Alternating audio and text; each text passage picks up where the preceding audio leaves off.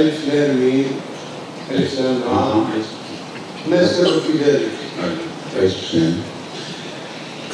قرآن کریم نے بعض الفاظ استعمال کیے ہیں حروف کے طور پر، لیکن معنی الفاظ کے ہیں، اور اس میں بہت سی حکمتیں بیان ہوئی ہیں۔ یہ جو مقطعات کی حکمتیں ہیں، ان پر مختلف علماء نے مختلف وقتوں میں بہت کچھ لکھا ہے۔ اس مجلس میں تفصیل سے اس کی گفتگو نہیں ہو سکتی، لیکن مختصراً میں بتاتا ہوں کہ حضرت رسول اکرم صلی اللہ علیہ وسلم کے زمانے میں ایک یہودی عالم نے حضرت صلی اللہ علیہ وسلم پر مقاطعات کے نزول کی خبر سنی، تو وہ اٹھ کر آپ کی مجلس میں گیا اور اس نے کہا کہ آپ پر سنا ہے یہ حروف نازل ہوئے ہیں الف لام میم، کیا یہ درست ہے؟ آپ نے فرمایا ہاں۔ اس نے کہا اس کا مطلب ہے الف کا 1 اور لام کے 30 اور 20 اور میم کے 30 کلمن ابجد اول خطی کلمان، کاف کے 20 لام کے 30 میم کے 40۔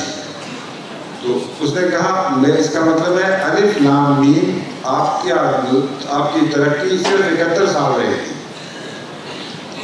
لام کے 30 عدد بنتے ہیں، میم کے 40 بنتے ہیں، اور الف کا 1۔ تو اس نے الف مقطعات کو عدد کے معنوں میں لیا۔ حضرت صلی اللہ علیہ وسلم نے اس کا انکار نہیں فرمایا، جس کا مطلب ہے کہ مقطعات میں ایک معنی مدتوں کا بھی ہے، بلکہ یہ جواب دیا کہ مجھ پر اور بھی وحی نازل ہوئی ہے، اور وہ ہے الف لام میم را۔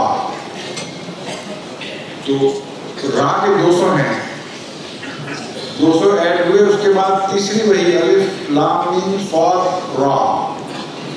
تو جب یہ باتیں اس نے سنی تو اس نے کہا یہ معاملہ ہماری طاقت سے بڑھتا جا رہا ہے، اس لیے چھوڑ دو اس پہ۔ اس لیے ایک معنی جو حدیث سے ثابت ہے وہ عددی پیغامات ہیں۔ حضرت مسلم موعود نے الف لام میم را سے نتیجہ نکالا کہ سن 71 ہجری میں کوئی بہت بڑا واقعہ ہونے والا تھا جس کا عالم اسلام پر اثر پڑنا تھا، اس لیے پہلا عدد جو ہے الف لام میم را کا، الف لام میم کا، یہ اس واقعہ کی طرف اشارہ کرتا ہے۔ اس طرح آپ نے دوسروں کی بھی تشریحات کی۔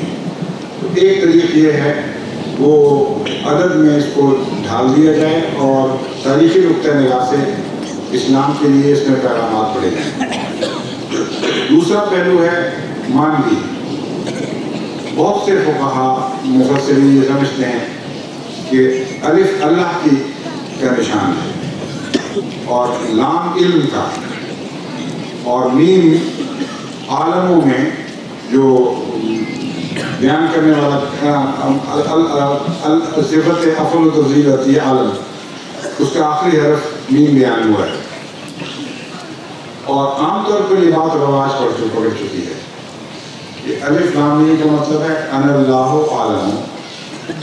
صاد کا معنی جب کہتے ہیں صادق البار، اور اسی طرح مختلف یاسین میں یا سردار یا سید یہ معنی لیتے ہیں لوگ۔ تو معنی طور پر کھلے امکانات ہیں۔ قرآن کریم کے مقطعات پر غور کرنے سے پتہ چلتا ہے کہ اگر معنی سمجھے جائیں تو ان معنی کا صورت میں آنے والے معنی سے گہرا تعلق ہے۔ اس کے علاوہ آخری بات کیونکہ بتائیں گے تفصیل کی بحث میں بہت مختصر بتا رہا ہوں۔ میں نے غور کیا سورہ فاتحہ کے اندر جو الفاظ استعمال، حروف استعمال ہوئے ہیں، کیا مقطعات میں اس کے سوا بھی کوئی حرف استعمال ہوا ہے؟ تو مجھے یہ دیکھ کر حیرت ہوئی کہ سورہ فاتحہ میں جتنے حروف استعمال ہوئے ہیں مقطعات میں ایک بھی ان سے زائد استعمال نہیں ہوا، جس کا مطلب یہ ہے کہ سورہ فاتحہ سے مقطعات کا گہرا تعلق ہے۔ سورہ فاتحہ میں قرآن کے مضامین کا خلاصہ ہے۔ میں سمجھتا ہوں کہ الف لام میم اور اسی طرح کی دوسری جو مقطعات ہیں ان میں سورہ فاتحہ کے ان حصوں حصوں کی طرف اشارہ ہے جہاں وہ سورہ فاتحہ میں استعمال ہونے ہیں اور ان کے ساتھ مضمون باندھا گیا ہے. یہ بہت لمبی بحث ہو جائے گی، اس لیے خلاصہ تو ان سب باتوں کو بتا دیں پھر میں بات کو ختم کرتا ہوں. يقول حضرته أن هذه الحروف